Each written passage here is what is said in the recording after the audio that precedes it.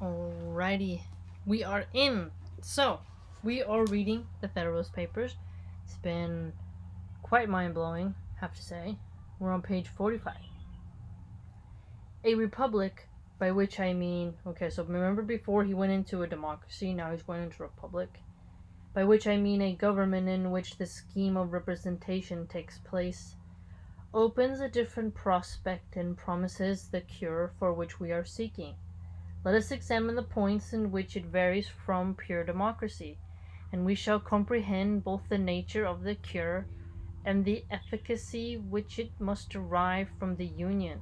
So the efficacy, it derives from the union. Okay, so a republic getting the union as a source.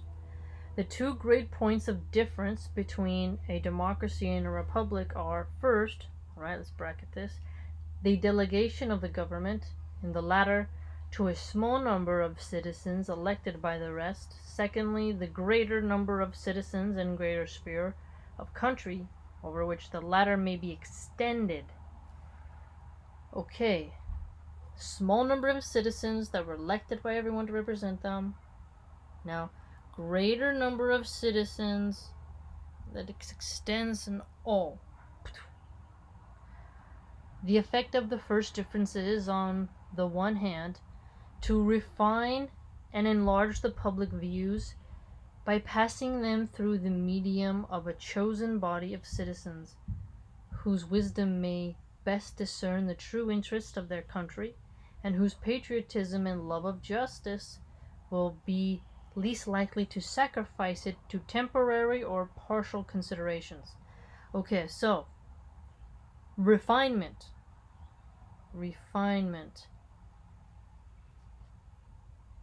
Because you have to refine the public's views. You can't have a bunch of morons who are on TikTok dancing all day and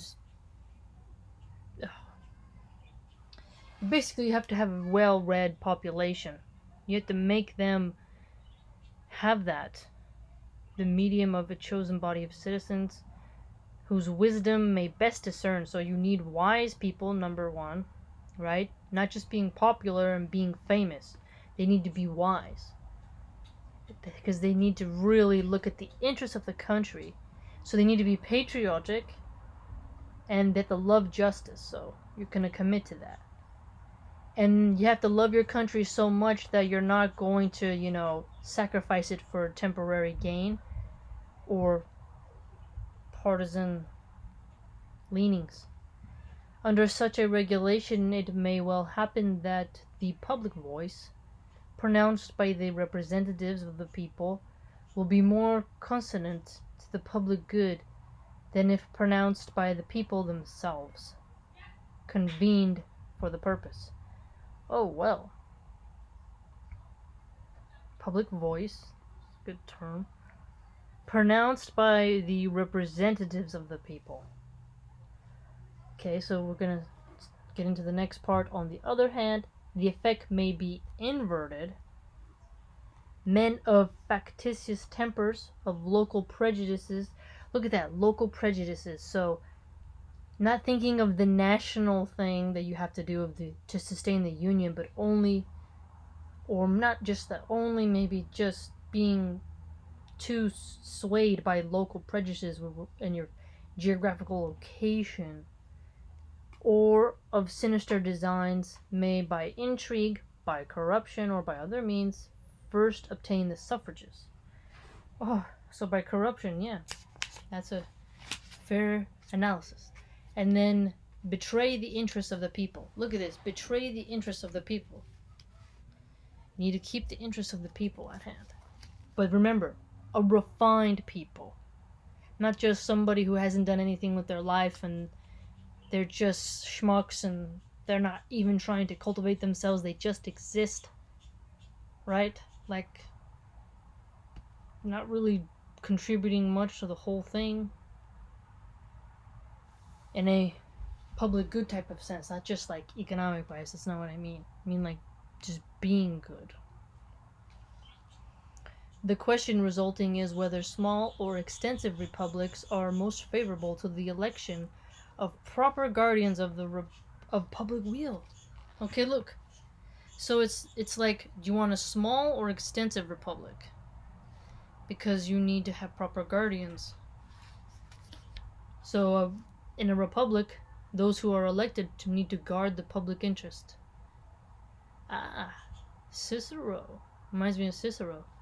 And it is clearly decided in favor of the latter by two obvious considerations. In the first place, it is, so he's gonna get multiple. First place, it is to be remarked that however small the republic may be, the representatives must be raised to a certain number in order to guard against the cabals of a few. Ah, cabals. Yes. Yes, you gotta watch out for that. So if you're in a republic, you have to really watch out for cabals. And that however large, so cabals and factions, right? And however large it may be, they must be limited to a certain number in order to guard against the confusion of a multitude. So you need to guard against the confusion of the multitude, because confusion causes chaos.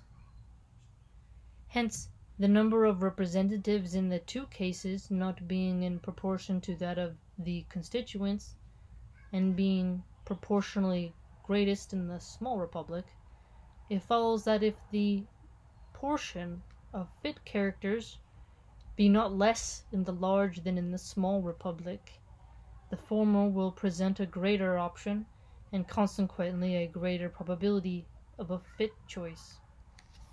Oh, really? A greater probability of a fit choice. Not less than in the smaller republic. So we basically just have to really think about that. What would I want?